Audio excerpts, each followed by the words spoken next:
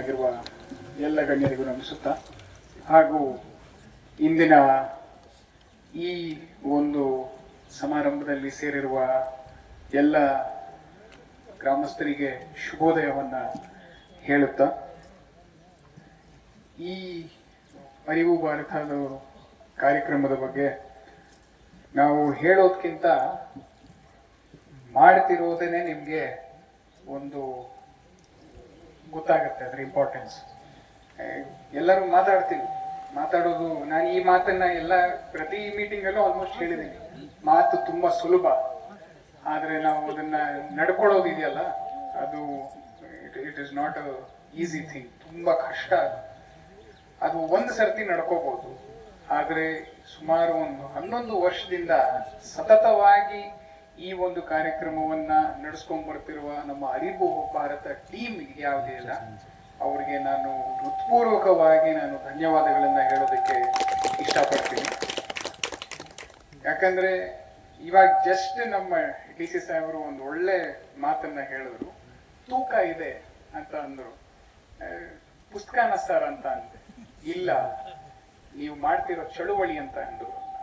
ತೂಕದ ಚಳುವಳಿ ಇದು ಕೇವಲ ಎಂತ ಕವಿಗಳು ಅಂತ ಅಲ್ಲೇ ಗೊತ್ತಾಗ್ಬಿಡುತ್ತೆ ನಮ್ಗೆ. ಅದು ನಾವು ತೂಕ ಪುಸ್ತಕದ ಬಗ್ಗೆ ಮಾತಾಡ್ತಿದ್ರೆ ಸಾಹೇಬರು ಅದ್ರ ಮೇಲೆ ಹೋಗಿ ಅವರು ಚಳುವಳಿ ಬಗ್ಗೆ ಮಾತಾಡಿದ್ರು. ಅಷ್ಟು ತೂಕದ ಚಳುವಳಿ.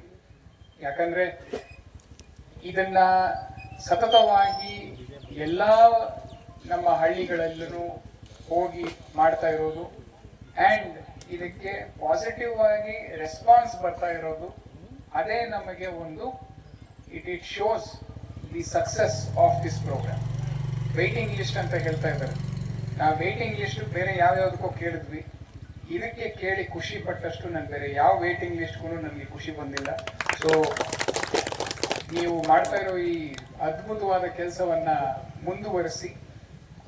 ಹಾಗೆ ನನಗೆ ಈ ಯಾವಾಗ ಗೃಹ ಪ್ರವೇಶದ ಬಗ್ಗೆ ಒಂದು ಈ ಕಾರ್ಯಕ್ರಮದ ಬಗ್ಗೆ ನಮಗೆ ಗೊತ್ತಾಯ್ತು, ನಮ್ಮ ಪೊಲೀಸ್ ಡಿಪಾರ್ಟ್ಮೆಂಟ್ ಅಲ್ಲೂ ನಾವು ಮನೆ ಮನೆ ಪೊಲೀಸ್ ಅಂತ ಒಂದು ಒಂದು ಕಾರ್ಯಕ್ರಮವನ್ನ ಮಾಡ್ತೀವಿ. ಅಲ್ಲೂ ಇದೇ ಆಶಯ ಇರೋದು. ಆಶಯ ಏನು? ಮನೆ ಮನೆಗೆ ಹೋಗಿ ಪೊಲೀಸರೇ ಹೋಗಿ ಅಲ್ಲಿ ಅವರಿಗೆ ಧೈರ್ಯ ತುಂಬೋದು ಅಂತ. ಅಲ್ಲಿ ಅವ್ರಿಗೇನಾದ್ರು ತೊಂದರೆಗಳಿದ್ರೆ, ಅವ್ರಿಗೇನಾದ್ರೂ ಜಗಳಗಳಿದ್ರೆ ಅವನ್ನ ಯಾವ ರೀತಿ ನಾವು ಸರಿ ಮಾಡ್ಬೋದು, ಊರ ಮುಖಂಡರಲ್ಲಿ ಇಟ್ಕೊಂಡು, ಅಥವಾ ಏನೋ ಒಂದು ಸಣ್ಣ ಪುಟ್ಟ ವಿಚಾರದಲ್ಲಿ ಇದನ್ನೆಲ್ಲ ಹೇಗೆ ಬಗೆಹರಿಸ್ಬೋದು ಅನ್ನೋದನ್ನ ನಾವು ಮನೆ ಮನೆಗೆ ಹೋಗ್ಬಿಟ್ಟು ಮಾಡ್ತಾ ಇದ್ದೀವಿ. ಸೊ ಈ ಮನೆ ಮನೆಗೆ ಪೊಲೀಸ್ ಮತ್ತೆ ನಮ್ಮ ಈ ಅರಿವು ಭಾರತ ಮಾಡುವ ಗೃಹ ಪ್ರವೇಶಕ್ಕೆ ನನಗೆ ಎಲ್ಲೋ ಒಂದು ಲಿಂಕ್ ಅನ್ನ ಕಾಣಿಸ್ತು ಇವತ್ತು. ಅದಕ್ಕೋಸ್ಕರ ನಾವು ಏನು ಈ ಅರಿವು ಭಾರತ ನಮಗೆ ಒಂದು ಅವಿಭಾಜ್ಯ ಅಂಗ ಆಗ್ಬಿಟ್ಟಿದೆ. ನಮ್ಮ ಏನು ಪೊಲೀಸಲ್ಲಾಗಿರ್ಬೋದು, ಒಂದು ಸಮಾಜದಲ್ಲಾಗಿರ್ಬೋದು, it has become a very very important part which cannot be disposed. So ಈ ಒಂದು ಕಾರ್ಯಕ್ರಮವನ್ನ ಇದೇ ರೀತಿ ನೀವು ಬೆಳೆಸ್ಕೊಂಡು ಹೋಗಿ. ಖಂಡಿತವಾಗ್ಲೂ ನಾವೆಲ್ಲರೂ ಕೂಡ ನಿಮ್ಮ ಜೊತೆ ಸದಾ ನಿಂತಿರ್ತೀವಿ. ಕೆಲವೊಮ್ಮೆ ನಾವು ಬರಲಿಕ್ಕೆ ಆಗಿರ್ಬೋದು, ಯಾಕಂದ್ರೆ ನಮ್ಗೆ ಇಲ್ಲ ನಾವು ಬೆಂಗಳೂರಲ್ಲಿ ಯಾವುದೋ ಮೀಟಿಂಗ್ ಇರುತ್ತೆ, ಇಲ್ಲ ನಾವು ರಜೆಯಲ್ಲಿ ಇರ್ತೀವಿ. ಬಟ್ ಆ ದಿನ ನಾನು ಯಾವಾಗಲೂ ಫೋನ್ ಮಾಡಿ ಹೇಳ್ತೀನಿ ಶಿವಪ್ಪ ಅವರಿಗೆ, ಇದು ನಾನು ಇದೊಂದು ಸರ್ತಿ ನಂಗೆ ಬರೋಕ್ಕಾಗಲ್ಲ, ನೆಕ್ಸ್ಟ್ ಟೈಮ್ ಬರ್ತೀನಿ ಅಂತ. ಆದಷ್ಟು ನಾನು ಆ ಥರ ನಡ್ಕೊಂಡಿದ್ದೀನಿ.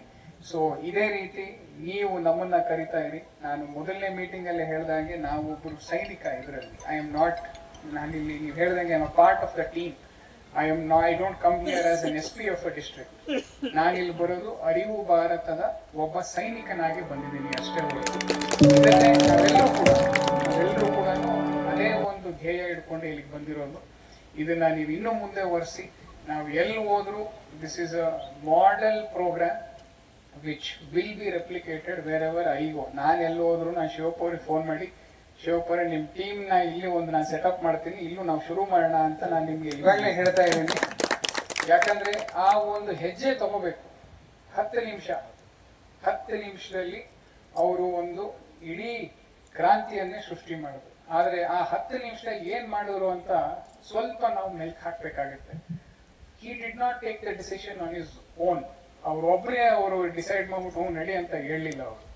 ಅವ್ರು ಎಲ್ಲಾರ ಜೊತೆನೂ ಮಾತಾಡಿ ಅವರ ಅಣ್ಣ ತಮ್ಮಂದರಾಗಿರ್ಬೋದು, ಅವರ ಹೆಂಡತಿಯರಾಗಿರ್ಬೋದು, ಅವರ ಅಕ್ಕ ತಂಗಿಯರಾಗಿರ್ಬೋದು, ಎಲ್ಲರ ಹತ್ರ ಮಾತಾಡಿ ನಂತರ ಅವರು ಈ ಡಿಸಿಷನ್ ಅನ್ನ ತಗೊಂಡು 10 ನಿಮಿಷದಲ್ಲಿ ನಾವು ನಮ್ಮ ಸಂಬಂಧಿಕರನ್ನ ಕನ್ವಿನ್ಸ್ ಮಾಡ್ಬೋದು ಅಂದ್ರೆ ಅವ್ರು ಹೇಳ್ದಂಗೆ 1 ತಿಂಗಳಲ್ಲಿ ನಾವು ಒಂದು ಗ್ರಾಮದವ್ರ ಎಲ್ಲಾರನ್ನೂ ನಾವು ಕನ್ವಿನ್ಸ್ ಮಾಡ್ಬೋದು, 1 ವರ್ಷದಲ್ಲಿ ನಾವು ಇಡೀ ಜಿಲ್ಲೆಯವ್ರನ್ನ ಎಲ್ಲರನ್ನೂ ಕನ್ವಿನ್ಸ್ ಮಾಡ್ಬೋದು.